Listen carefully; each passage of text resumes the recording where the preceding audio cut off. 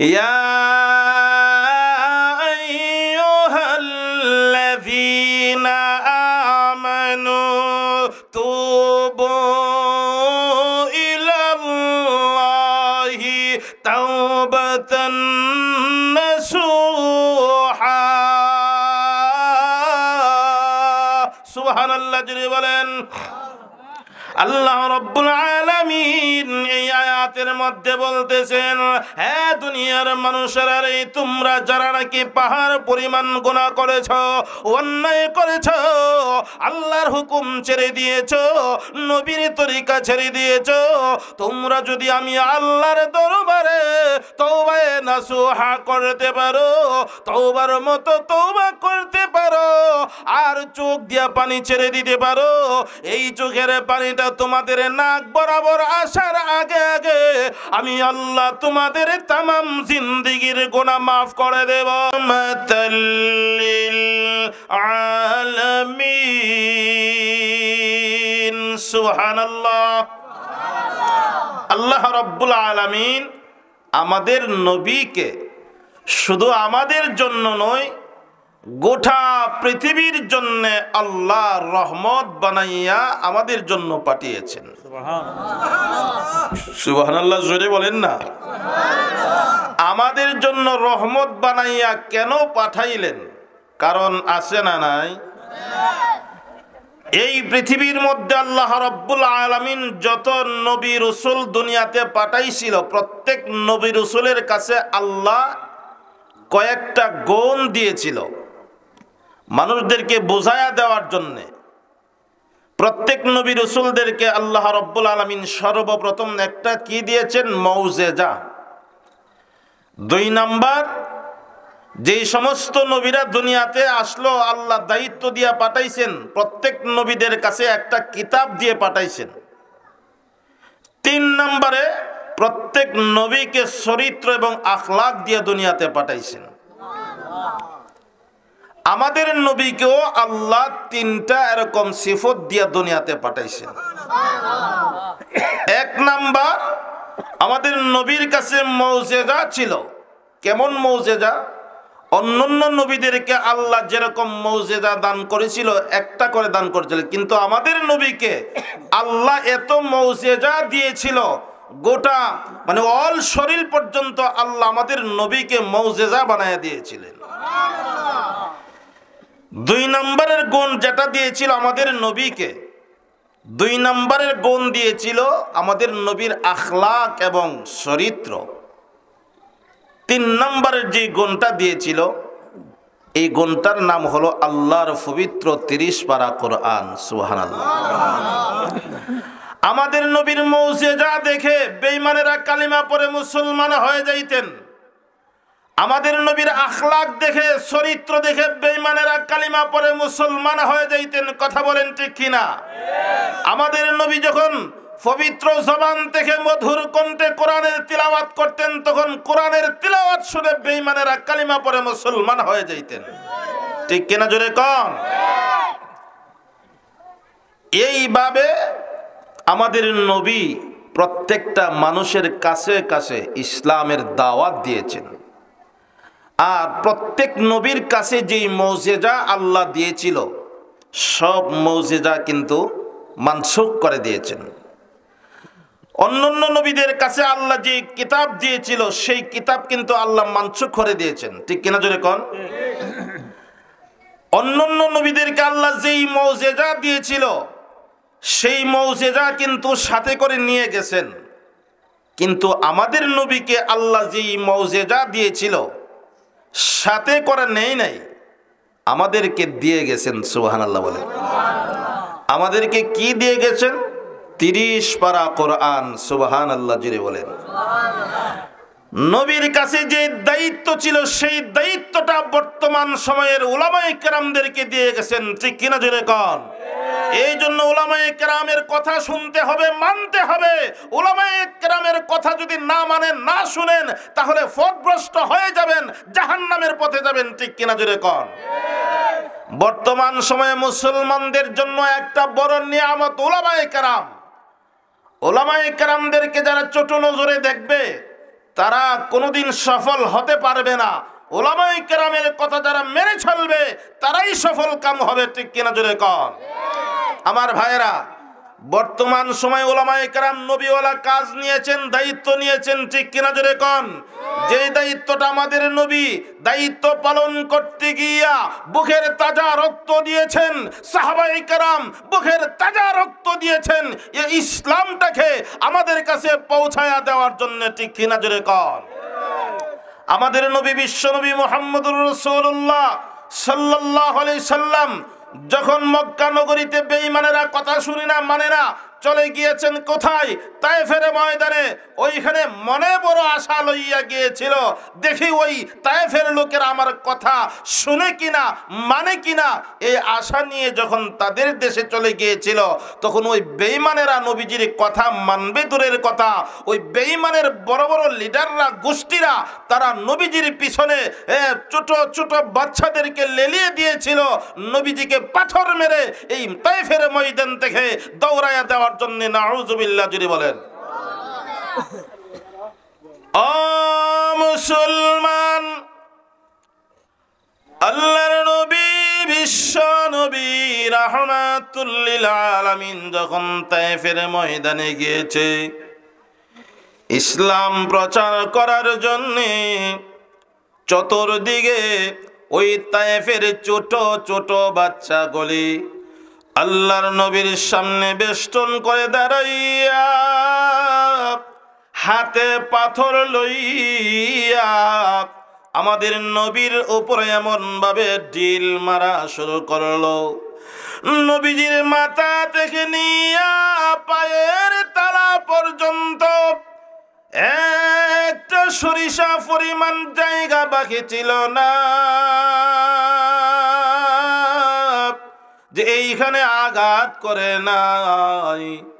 যেই আঘাতের কারণে শরীর থেকে যে রক্ত বের হয়েছিল এই রক্তগুলি আপনার আমার নবী এমন ভাবে হাত দিয়া মুছে পরিষ্কার করেছিল যাতে করে মাটির উপরে এক ফোঁটা রক্ত না পড়ে। এইভাবে যখন বারবার পাথরের আঘাত করে আল্লাহর নবী তখন শরীর থেকে রক্ত বের হওয়ার পরে নিজের হাত মুবারকের দ্বারা রক্তগুলি মুছতে থাকে যাতে করে রক্ত মাটিতে না পড়ে। এই অবস্থায় শরীর থেকে রক্ত বের হতে হতে আল্লাহর নবী আর সহ্য করতে পারলেন না, অজ্ঞান হইয়া জমিনের মধ্যে পড়ে যায়।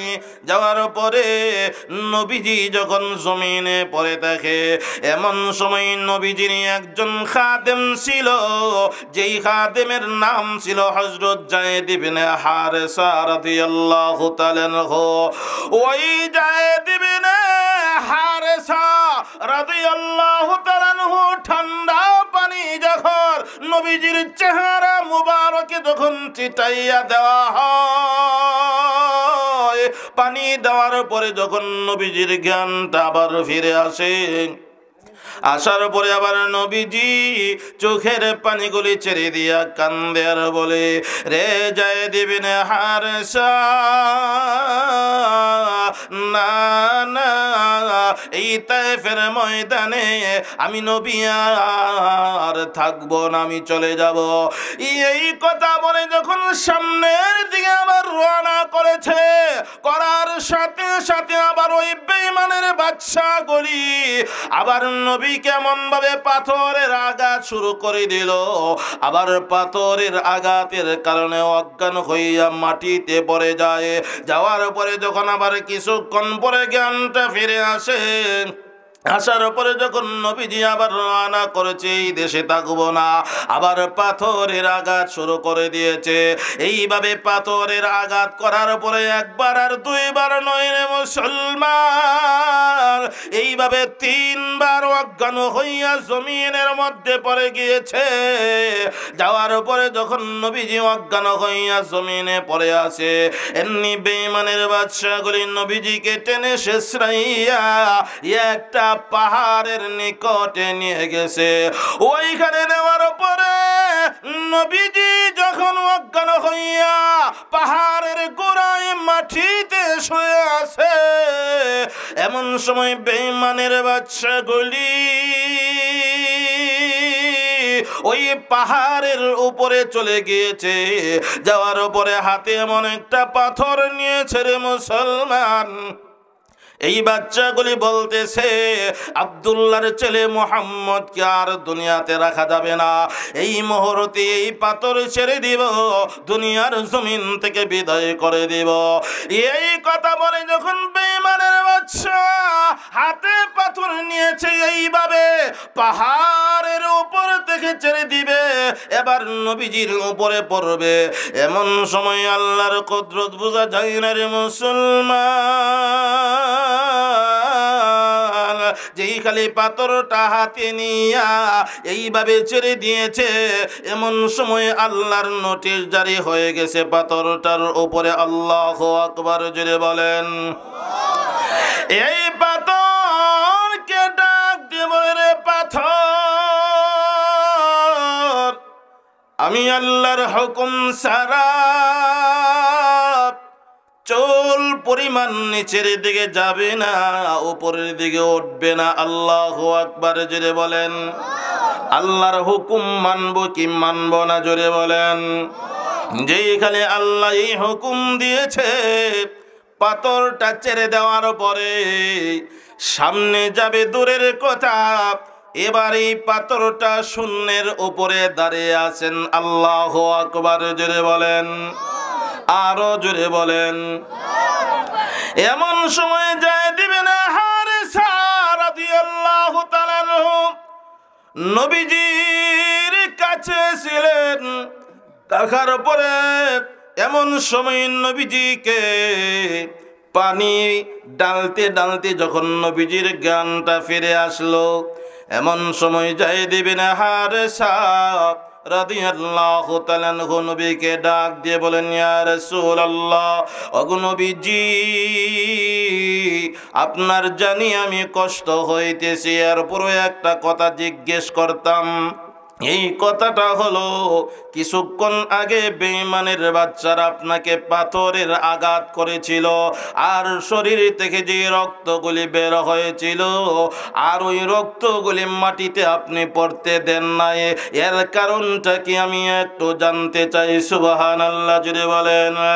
এমনি নবীজি ডাক দিয়ে বলেন, যায় দিবি না হারেসা, শুনো,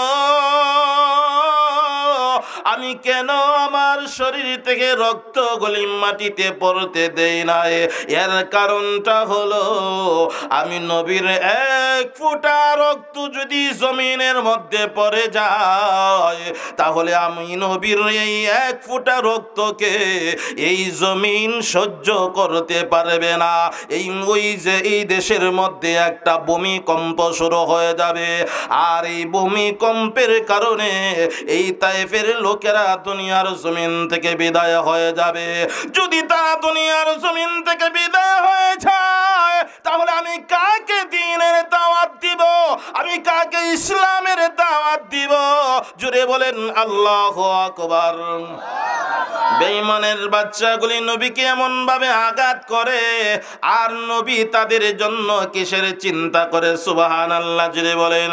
এই জন্যই তো বলা হয়েছে, ওয়ামা আরসালনাকা ইল্লা রাহমাতাল লিল আলামিন। সুবহানাল্লাহ জুড়ে বলেন। ভাইয়েরা আমার, আমাদের নবীকে আল্লাহ আমাদের জন্য রহমত বানাইয়া দুনিয়াতে পাঠাইছেন। নবীকে এত কষ্ট দেওয়ার পরেও নবী রক্ত রক্তগুলি নিজের হাতে মুছে পরিষ্কার করে রাখছেন, মাটিতে যেন না পড়ে। আর এই মাটিতে পড়লে মাটি তাদেরকে আক্রমণ করবে। আরে মুসলমান, ঠিক এমন সময়ের মধ্যে আবার জিবরাইল নবীর সামনে হাজির হয়ে গেছেন। সুবহানাল্লাহ জুড়ে বলেন।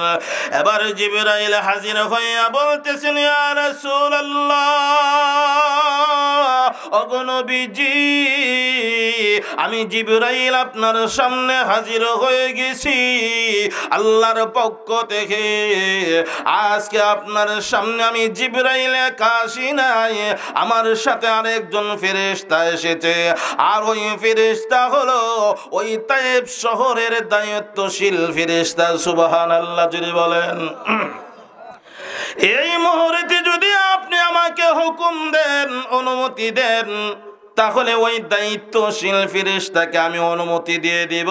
দেওয়ার সাথে সাথে যেন ওই তায়েফের পুরা শহরটাকে মুহূর্তের ভিতরে ওলট পলট করে দেন। সুবহানাল্লাহ জিরে বলেন। আপনি অনুমতি দেন। নবীজি বলতেছে যে অনুমতি দিলে কি হবে? যে ওলট পলট করে দিলে এই বেঈমানের বাদশাগুলি আপনাকে যে কষ্ট দিয়েছে তাদেরকে দুনিয়ার জমিন থেকে চিরদিনের জন্য বিদায় করে দিব। ও মুসলমান, এমন সময় নবীজি জিবরাইলকে বলেন, ও জিবরাইল, ঠিক আছে, আমি যদি অনুমতি দিই আর তারা যদি দুনিয়া থেকে বিদায় হয়ে যা তাহলে মানলাম, কিন্তু আমি পরবর্তীতে কাকে আমি ইসলামের দাওয়াত দিব? সুবহানাল্লাহ বলবেন না? আর যদি তাদের বিরুদ্ধে যদি আমি কোনো নালিশ বা তোমাদেরকে কোনো হুকুম যদি না দেই আর তারা যদি দুনিয়াতে বেঁচে থাকে, তাহলে কমপক্ষে যদিও তারা মুসলমান যদি না হয়, তাদের যে ছেলেরা দুনিয়াতে থাকবে হয়তো তারা ইসলাম গ্রহণ করবে। আর যদি তারাও যদি ইসলাম গ্রহণ না করে, তাদের করে যে ছেলে সন্তান হবে, মহিলা হবে, তারাও ইসলাম গ্রহণ করবে। আর হইতে পারে তাদের দ্বারা ইসলামের উপকার হবে। সুবহানাল্লাহ জিরে বলেন। নবীজি বলেছেন, আমি তাদের জন্য গজব হয়ে দুনিয়াতে আসি নাই, আমি তাদের জন্য রহমত হইয়া দুনিয়াতে আগমন করেছি। সুবহানাল্লাহ জিরে বলেন।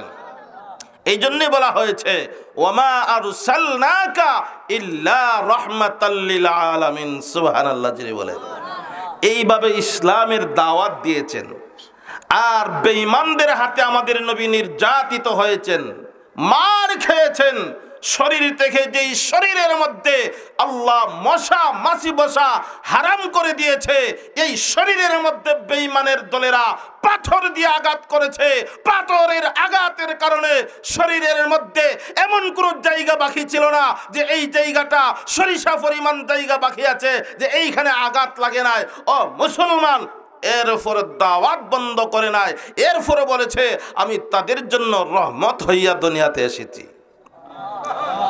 এইভাবে ইসলামটা আমাদের কাছে এসেছেন, ঠিক কিনা জোরে কোন?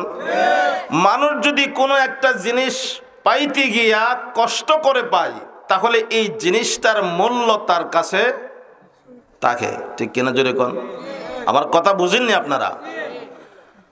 মনে করেন আপনি বাড়িতে একটা ঘর করছেন, অনেক কষ্ট করে টাকা পয়সা আপনি জোগাড় করছেন, কইরা এই ঘরটা তৈরি করছেন, তখন এই ঘরের মূল্যটা আপনার কাছে অনেক বেশি, ঠিক কিনা?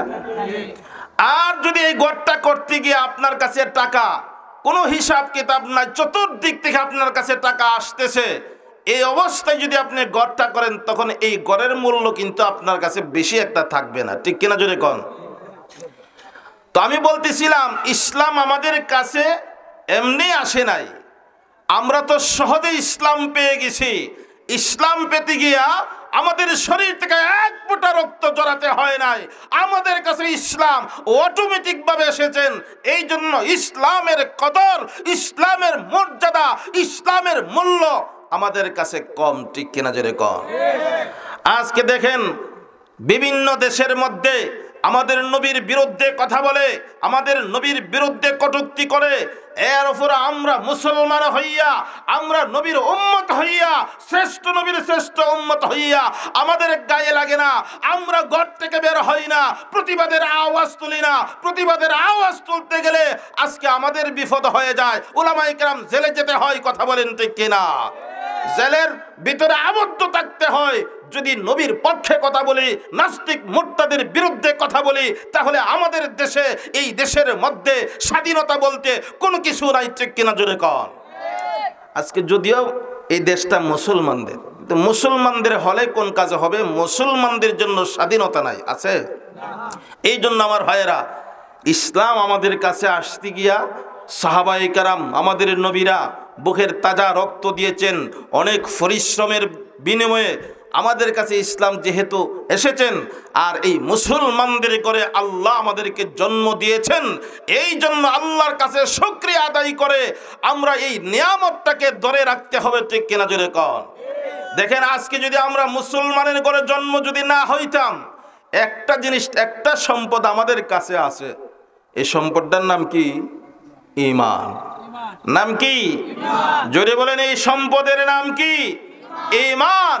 ঈমান নামক দৌলত আমাদের কাছে আসে, যদিও আমরা নামাজ পড়ি না, আমরা রোজা রাখি না, আল্লাহর হুকুমকে অমান্য করতেছি, কিন্তু এরপরে অনেকের ভিতরে ভয় কাজ করে, হারে আমি যে আল্লাহর হুকুম ছেড়ে দিতেছি, নবীর তরিকা ছেড়ে দিতেছি, একদিন তো আল্লাহর সাথে আমার জবাবদিহিতা করতে হবে, আমি যে অপরাধ করতেছি, অপরাধটাকে স্বীকার করতেছি, ঠিক কিনা জোরে কন। কিন্তু এই ঈমান নামক দৌলতটা আপনার কাছে, আমার কাছে আছে, আর থাকার কারণে মরার পরে একদিন না আরেকদিন আপনাকে আমাকে এই দুনিয়াতে থাকা অবস্থায় যত অন্যায় করেছি, অন্যায়ের বিচার হওয়ার পরে আল্লাহ আপনাকে আমাকে জান্নাত দান করবেন, সুবহানাল্লাহ। যদি এই ঈমান নামক দৌলতটা যদি না থাকতো, আমরা যেইভাবে নামাজ ছেড়ে দিই, সারা রাত্রব্যাপী আরামে ঘুমাইতে থাকি, অনেকে আছে সারা রাত্র জাগরণ করি, ফজরের সময় হলে আমরা ঘুমায়া থাকি, ঠিক কিনা জোরে বলেন। ফজরের সময় যেইভাবে ঘুমায়া থাকি, যদি ঈমান নামক দৌলত যদি আমাদের কাছে না থাকতো, মরলে পরে বোঝা যাবে অবস্থাটা যে কি হবে। এই বর্তমান সময়ে যে মুসলমানদের যে ঈমানের অবস্থা, ফজরের সময় যে ঘুমায়া থাকি, আর যদি ঈমান নামক দৌলতটা যদি না থাকতো, তাহলে আমাদের নসিবে ঈমান নামক দৌলত কোনোদিন আসতো না, ঠিক কিনা জোরে কর।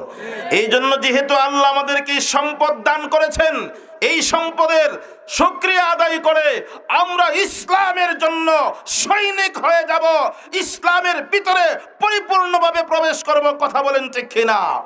5 ওয়াক্ত নামাজ পড়ব, রাজি আছি তো ইনশাআল্লাহ। কোরআনের জন্য, আল্লাহর কোরআনের জন্য, নবীর হাদিসের জন্য, মাদ্রাসার জন্য, উলামায়ে কেরামের জন্য আমরা পাগল পারা হয়ে যাইতে হবে, ঠিক কিনা জোরে কর। যদিও আমরা দেখতেছি সাধারণ একটা মাহফিল, বাড়িতে বসে আছি, ও ভাই আজকে এই মাহফিলটাকে উসিলা করে আল্লাহ পাক হইতে পারে আপনাকে আমাকে মাফ করে দিতে পারেন, তো মাফ করে দিবে যে এর গ্যারান্টি আছে আমি এই কথা বলি না, কিন্তু উসিলা তো আল্লাহ তালাশ করে, ঠিক কিনা জোরে কন। দুনিয়াতে আসছি, মনে করতেছি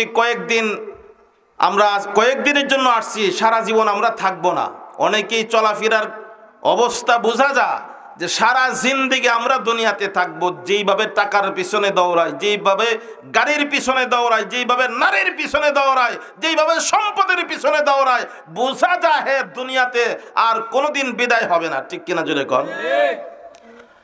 আল্লাহ আমাদেরকে কর্তিকা পাঠাইছে, জান্নাত থেকে দুনিয়াতে পাঠাইছে।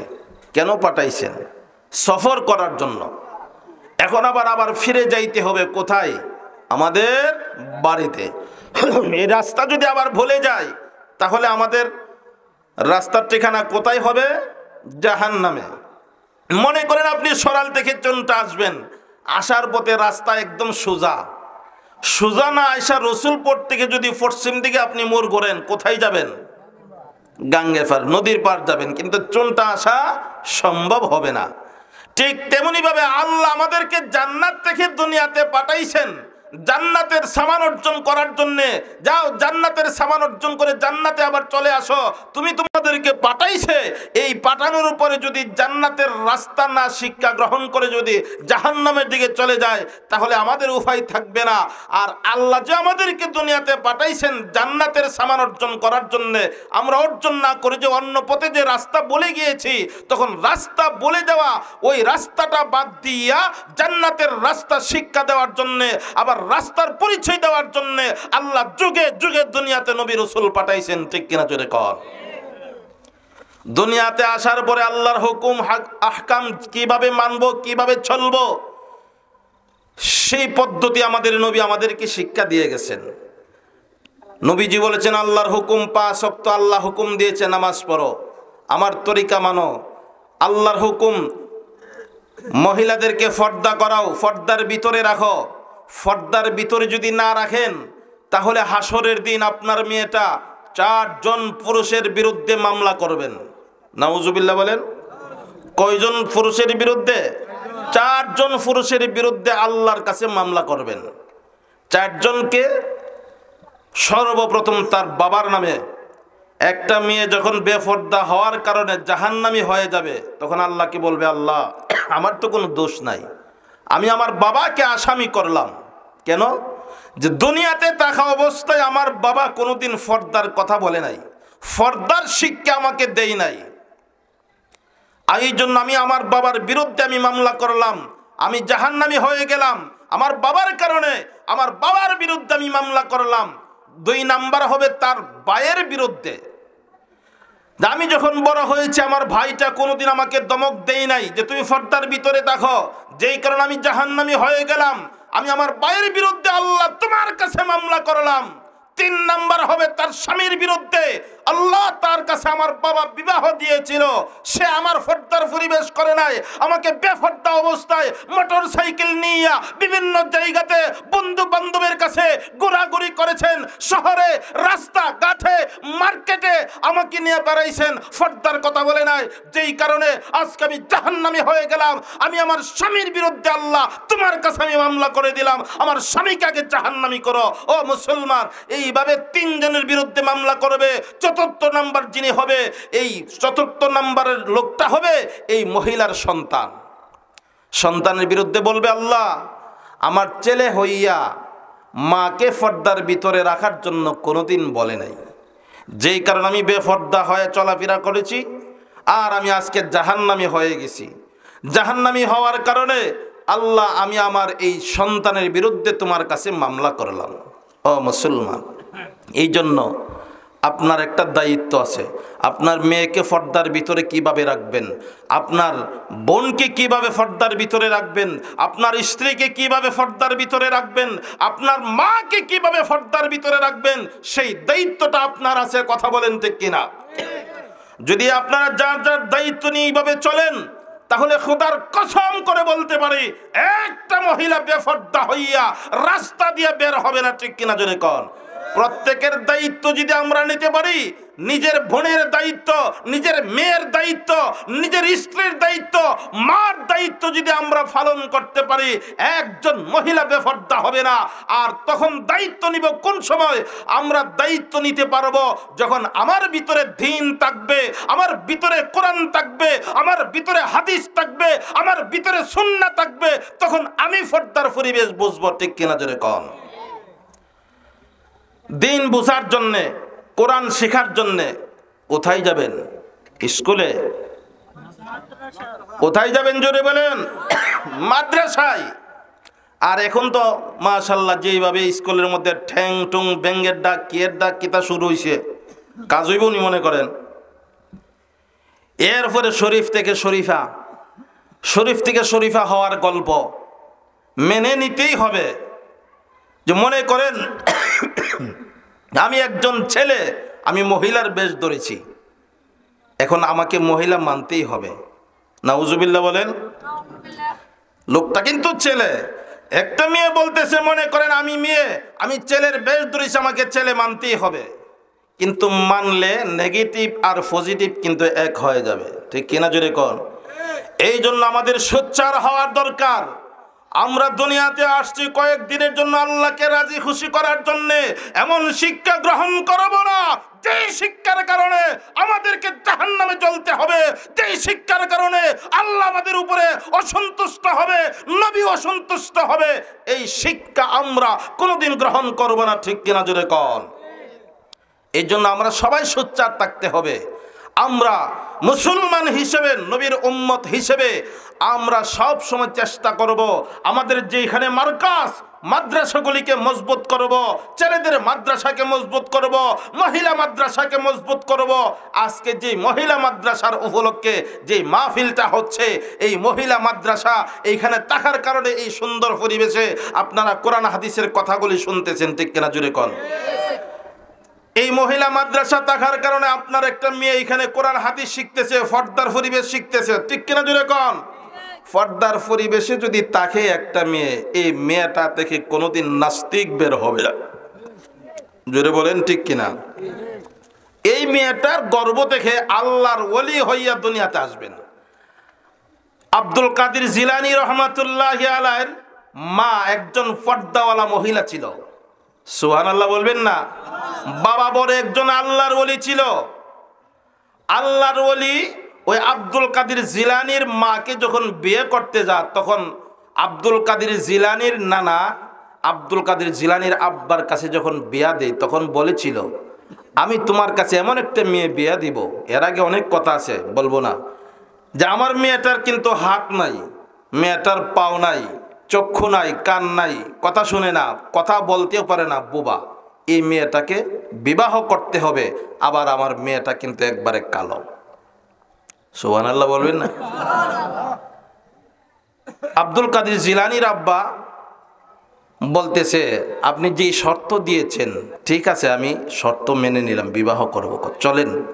বাড়িতে গেছে, বাড়িতে যাওয়ার পরে যখন বলছে আলাদা ঘরের মধ্যে এখানে বসো, আমি আমার মেয়েটাকে পাঠাইয়া দিতেছি, মেয়েটার হাতে এক গ্লাস শরবত, আরেক হাতে একটা হাত পাখা দিয়া যখন ওই আব্দুল কাদের জিলানীর আব্বার কাছে পাঠাইয়া দিয়েছেন, তখন উনি বলতেছেন, আমার শ্বশুর তো বলেছিল মেয়েটা দেখতে অনেক কালো, মেয়েটার চক্ষু নাই, কান নাই, হাত নাই, পাও নাই, এত সুন্দরী রূপসী মেয়ে আমার সামনে এসেছেন, আসলে ঘটনা কি মনে হয় আমার সাথে বাটফারি করেছে আমার ঈমান নষ্ট করার জন্য? না, আমি এই বিয়ে করব না, উঠটা মারছে দূর। তখন পিছন দিক থেকে ওই আব্দুল কাদের জিলানী রহমাতুল্লাহ আলাইহির নানা ডাকতেছে, তুমি একটু দাঁড়াও, শেষবারের মতো বিবাহ করো আর না করো আমার একটা কথা শুনে যাও, এরপরে তুমি চলে যাও। তখন আবার একটু দাঁড়াইলো, দাঁড়ানোর পরে বলতেছে, এখন শোনো আমি কেন বলেছি আমার মেয়েটা চোখে দেখে না, আমার মেয়েটা কথা বলতে পারে না, আমার মেয়েটা কানে শুনে না, আমার মেয়েটার হাত নাই, আমার মেয়েটার পা নাই, এই কথা কেন বলেছি আমার কথাটা একটু শুনে যাও। এই জন্য বলেছি আমার মেয়েটা চোখে দেখে না, এই চক্ষু দিয়া বেগানা পুরুষের চেহারা জন্মের পর থেকে নিয়ে কোনোদিন দেখে নাই। সুবহানাল্লাহ বলেন। আমি কেন বলেছি কানে শুনে না? এই কান দিয়া কোনোদিন ফাহেসা কথা, কোনোদিন গান, কোনোদিন খারাপ কথা এই কান দিয়া শুনে নাই, এই জন্য বলেছি কানে শুনে নাই। আমি কেন বলেছি হাত নাই? এই হাত দিয়া বেগানা কোনো পুরুষের হাতে কোনো কুশিতে দেই নাই। আমি কেন বলেছি পাও নাই?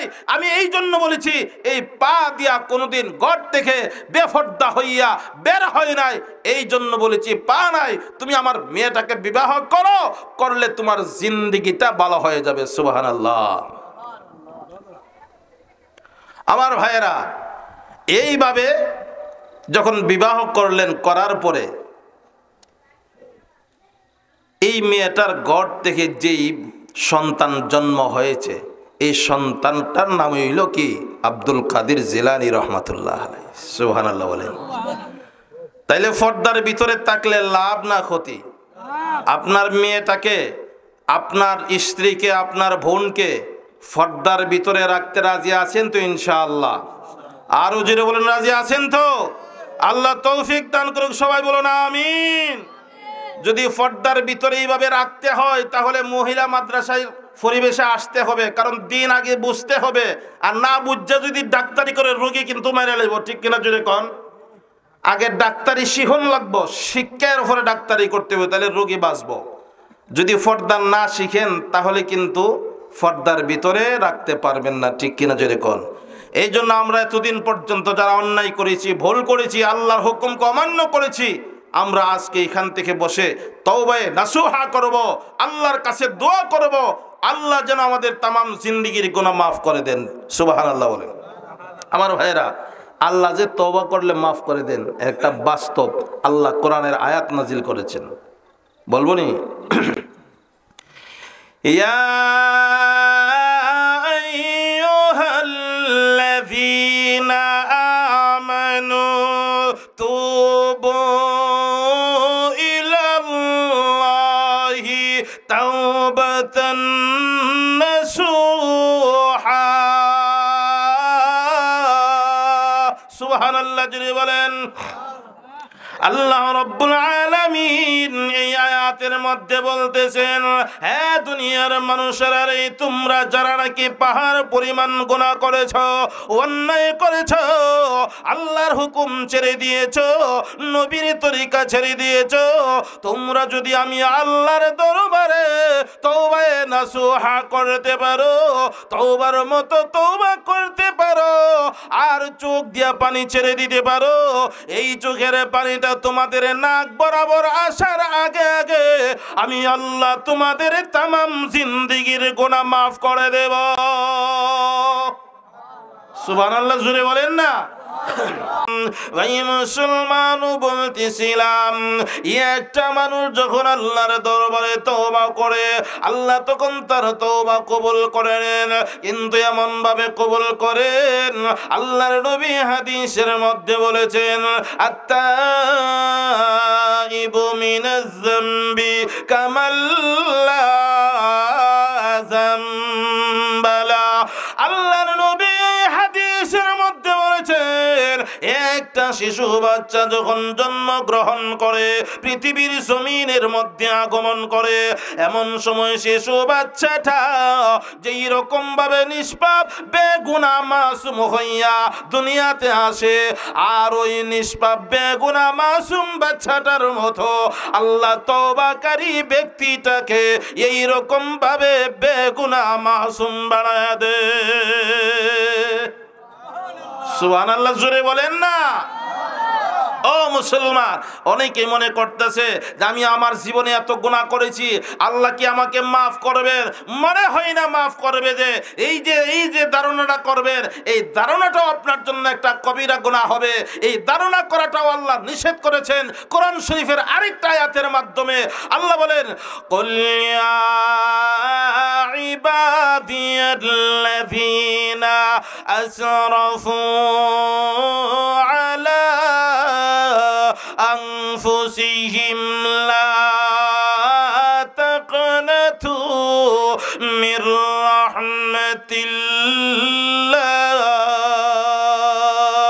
إن الله يغفر الذنوب جميعا إنه هو الغفور الرحيم।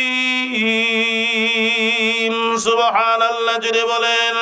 আল্লাহ এই আয়াতের ভিতরে বলতেছেন, হে দুনিয়ার মানুষেরা রে, তোমরা যারা নাকি পাহাড় পরিমাণ গুনাহ করেছো, অন্যায় করেছো, সুদ খেয়েছো, মদ পান করেছো, জিনাহের কাজ করেছো, যত বড় গুনাহ করেছো, তোমরা কোনোদিন এই কথা ভাবিও না আল্লাহ আমাদেরকে মাফ করবেন না। না না, এই কথাটা কোনোদিন মনে করিও না। আল্লাহ নিজেই বলেছেন, লা তাকনাতু মির রাহমাতিল্লাহ, তোমরা কোনোদিন আমি আল্লাহর রহমত থেকে নৈরাশ হইও না। নিশ্চয় আমি আল্লাহ তোমাদের তামাম জিন্দেগীর গুনাহ মাফ করে দেব। সুবহানাল্লাহ জোরে বলেন না। আমার ভাইরা, তাহলে আমাদের কোনো ভয় আছে? জোরে বলেন নাই। যদি এখন বলেন, আল্লাহ তো নিজে বলছেন এত গুনাহ করার উপরে যদি তওবা করে আল্লাহর কাছে মাফ চাই, আল্লাহ আমরা মাফ করে দিব, তাহলে গুনাহ করলাম একদিন, তওবা করে এলাম, কাজ হইব নি মনে করেন? এখানে যে বইছেন ওটার ক্ষমতা আছে? জোরে বলেন না আছে? ক্ষমতা নাই। আজকে এখানে বসেছেন, আগামীকাল হইতে পারে আপনি কবরের ভিতরে থাকতে পারেন, ঠিক কিনা জোরে কোন? এই জন্য মনে করবেন না যে মাত্র দুনিয়ার জিন্দেগি শুরু হয়েছে, বাকি জিন্দেগি তো সামনে আছে, তওবা করব না, এখন যত ভারী রং তামাশা করি, এমন মানুষ আসেনি? আছে আছে আছে দিককেই তো আজকে দেশের মধ্যে এত নাফরমানি চলতেছে, ঠিক কিনা জোরে